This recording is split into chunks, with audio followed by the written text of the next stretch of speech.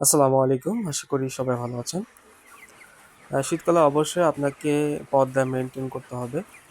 আপনাকে সারাদিনের মধ্যে ৫ থেকে ৬ বার পর্দা দিয়ে যে অক্সিজেন ঢুকবে এই ব্যবস্থা করতে হবে। না হলে অবশ্যই আপনার ব্রয়লার মুরগির পেটে পানি জমবে। আর অক্সিজেন যদি মুরগির ঘরে না আসে, তাহলে পরে অক্সিজেনের অভাবে যে পানিটা জমবে এই মুরগিটা অবশ্যই মারা যাবে। সো এদিকে খেয়াল রাখতে হবে।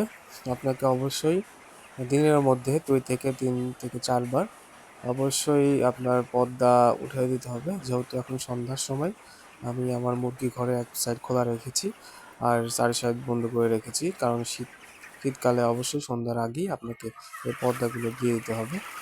আর এই মেইনটেইনগুলো করলে অবশ্যই আপনার মুরগির পেটে পানি জমবে না। মুরগিগুলো সুস্থ থাকবে এবং মুরগিগুলো মারা যাবে না।